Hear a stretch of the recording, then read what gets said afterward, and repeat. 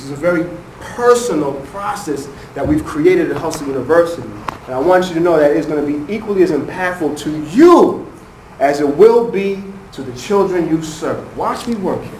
Let's be clear about what turning pain into power is, right? So turning pain into power is a process, our process for transforming negative emotions into an ever-flowing fountain from which an individual can draw positive and what? Productive energy. Not just positive. It's one thing to be positive. Another thing to be what? Now, do we talk a lot about wanting our children to be what? Productive citizens of society? Watch this. Watch this, okay? Transforming negative emotions into an ever-flowing fountain. Meaning that once you tap into this, it's here forever. Forever. And you can tap into it consistently and constantly throughout your life. Why? Why is this important? Well, listen, one thing I've learned is you guys have heard before that pain can either do what? Make us, or it can make us, or it can break us. And unfortunately, for too many of our young people and us as adults, it's broken us. We come from broken homes. We come from broken families. We feel broken spiritually. Have you seen this? Yes? Yes. But instead, how about using that pain to make us? Instead of allowing it to break us, let's have a whole discussion on using it to make us. You see, let me just share some people that you may know that have done this same thing that I'm talking about. They may not call it turning pain to power, but you know these people and they are using this energy in a positive and productive manner. Anybody know this woman right here?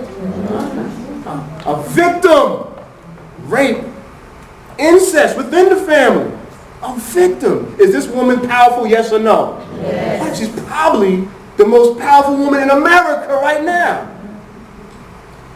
She's had pain. Huh? What about this guy? Anybody heard this guy? Yes. Some call him the greatest ever. What? Poverty, emotional abuse in the family. Power.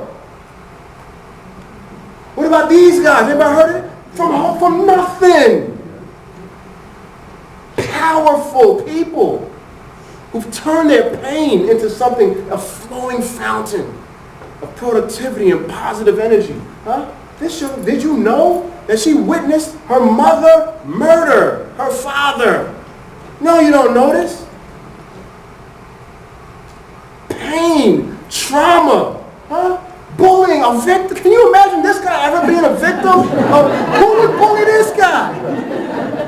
The perfect embodiment of someone saying, no, I'm not going to allow these words and the hurt from this bullying to break me. It is indeed what made him and fueled him to be one of the greatest boxers in all time. Now, I mean, his personal issues is another thing. That's where the counselors and all that come in. I'm not saying it's not needed. I'm just saying he was able to do this. He could have let it break him and just be nothing. He became something. Huh? What? Foster child. Abandonment. Neglect. This gentleman right here. Power. And even this guy. Yes, my personal pain. Let me tell you this. I'm a victim myself. Or I am, as the guy used to say in the hair club for men, he said, I'm not just the president, I'm also a client too. I'm a client of this myself. My personal pain. Listen, when I came up as an entrepreneur, I begged people to help me. Help me get my record deal that I wanted or write my book. No one would help me. No one gave me nothing. That was my feeling. I had to create my own. That's the reason why the slogan for Hustle University is, if you can't find a way, make a way. Huh? That's my personal pain. I could never find a way. I had to learn how to make my own way. And now I show other people how to do the same.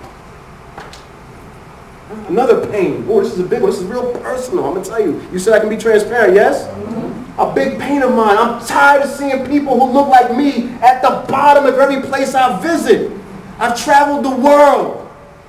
This is a psychological phenomenon. I think it's called the lunchroom effect. And they say basically people have a tendency when they go into new environments to look for people that look like them. Right? Like when you go into a lunchroom, it's the first time you go into the lunchroom, you take your tray off lunch and you look for a place to sit. Well, you look for people that look like you, so you can go sit down, right? Does that make sense? So we all do this, right? So I have a tendency to do this when I travel the world. I go to places. I've been in South America. I've been to Africa. I've been to Europe, right?